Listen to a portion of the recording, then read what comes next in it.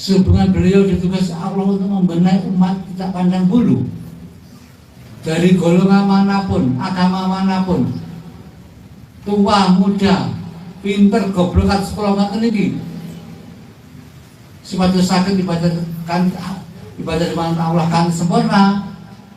Beliau menciptakan sawakidiyah, yang mana sawakidiyah itu tidak pandang bulu. Awalnya dia goblok nggak tetap sakit, pinter nggak tetap sakit. Namanya alim, namanya soleh, langsung sakit. Anaknya kon syarat itu. Mengapa syarat itu?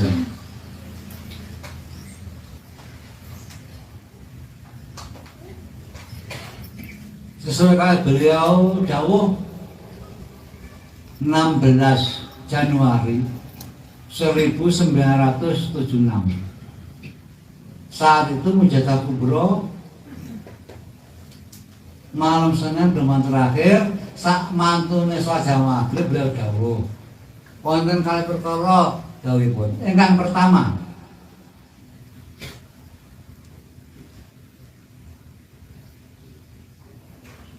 bila saudara anggap positif, bila dari mata perjuangan fakir Allah negatif, oleh terus-terusan nekat, lebih baik mari angkat kaki dari wakidiyah. Gas daunnya itu syarat mutlak. Terus bagaimana yang dimaksud sesuai dengan perjuangan fakir Allah? Otomatis Jawa itu sudah jelas dan tegas sekali. Bila saudara anggap positif, maksudnya bila kita menganggap suatu hal dalam langkah-langkah perjuangan kita positif, akan beliau tidak positif, beliau tetap tidak sesuai dengan perjuangan Allah. Tanpa kita sadari, kita sudah angkat kaki dari wakidiyah.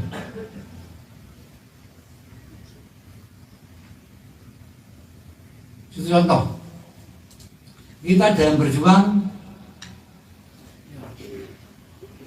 baik ke dalam, artinya ke dalam itu kita mengajak teman-teman kita yang sudah menjadi pengasuh wakidiyah untuk memperbaiki diri, untuk mengikuti program-program yang bayai.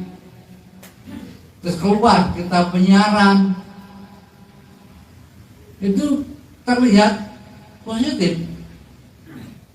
Tetapi kalau kita dalam mengajak berjuang ke dalam dan keluar itu masih pandang bulu, kayak itu koncoku,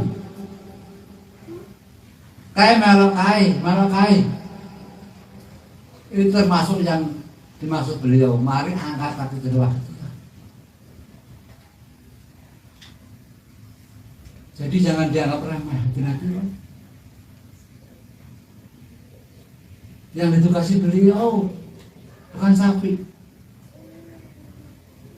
Oleh karena itu marilah apa-apa yang telah dikehendaki beliau kita lakukan.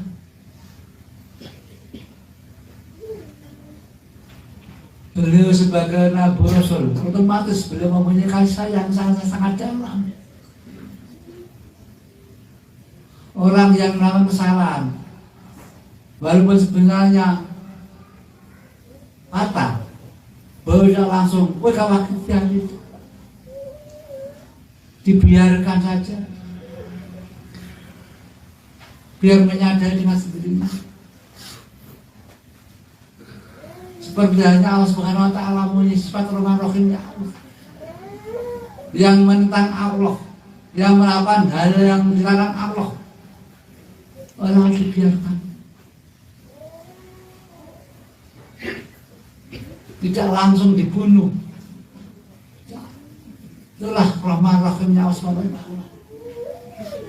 Kalau Allah Subhanahu wa Ta'ala menghendaki orang bersangkutan sadar, maka Allah akan mempertemukan orang bersangkutan dengan kasih Allah yang dipilih membenahi umat.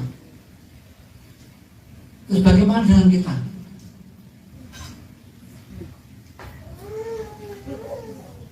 Kalau kita lihat apa yang saya katakan tadi, orang bejat, orang rusak, kalau oleh Allah masih diberikan sayang, akan dipertemukan dengan orang-orang yang tidak Subhanahu wa ta'ala. Sehingga dengan kasih sayang petunjuk orang-orang yang telah diberikan Subhanahu wa ta'ala, menjadikan mereka kembali sebagaimana perjanjian roh orang bersama kepada Allah di saat sebelum dititipkan dan sebagainya hilang. Bagaimana dengan kita? Pertanyaannya bagaimana dengan kita? Padahal kita sudah dipertemukan dengan beliau tanpa kita sadari. Kalau kita tidak ada peningkatan, pada beliau Maha Majid Solo semuanya orang dibilang Allah sebagai Nabi Rasul,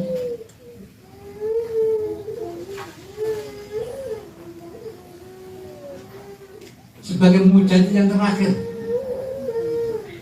dalam hal